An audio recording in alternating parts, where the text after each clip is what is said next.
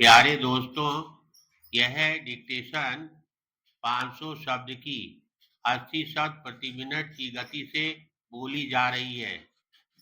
Ready start करते ही dictation शुरू हो जाएगी। Ready start.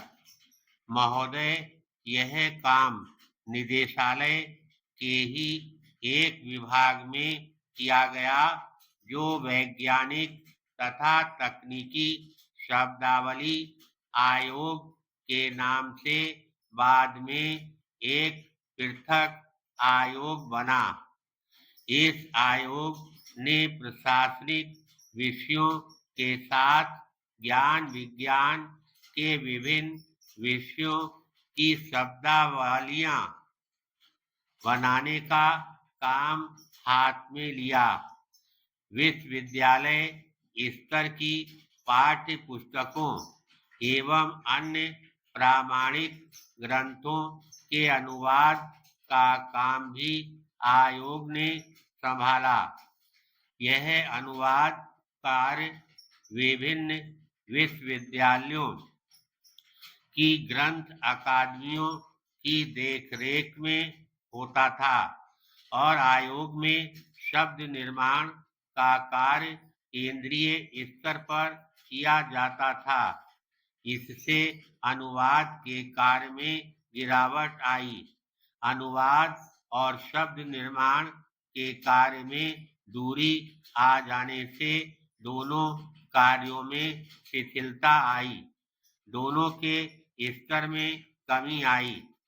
अत्यधिक व्यस्त प्रोफेसरों द्वारा ठेके पर जो अनुवाद किया जाने लगा, उसमें ना तो शब्द प्रयोग की एक रूपता का निर्वाह हुआ और न विषय को सुबोध शैली में पाठकों तक पहुंचाने का प्रयास किया गया।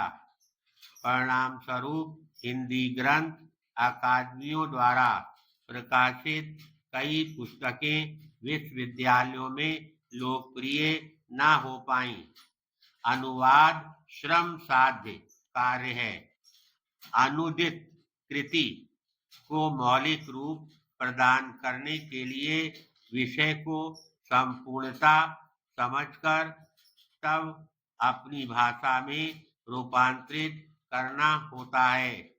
इसमें जल्दबाजी की गई तो अर्थ का अनर्थ हो जाता है। साथ ही यदि शब्दशः अनुवाद किया गया तो भाषा कृत्रिम, अस्पष्ट एवं दुरूह हो जाती है।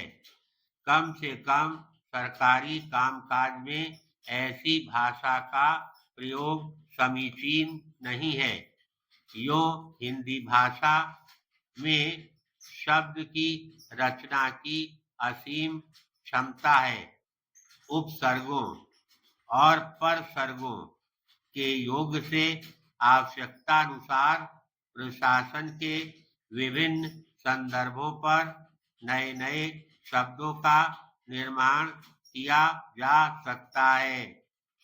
इन प्रशासनिक शब्दों की एक विशेष बात यह भी होनी चाहिए कि चाहे इन शब्दों का साधारण अर्थ में प्रयोग संभव हो, फिर भी प्रशासन के क्षेत्र में एक रूपता लाने की दृष्टि से इनका प्रयोग निश्चित संदर्भों में ही किया जाए। पैराग्राफ। अनुवादक का दायित्व तो दो भाषाओं के बीच एक सेतु की तरह है। अनुवाद ही वह इंजीनियर है जो सेतु के हर हिस्से की निगरानी करता है।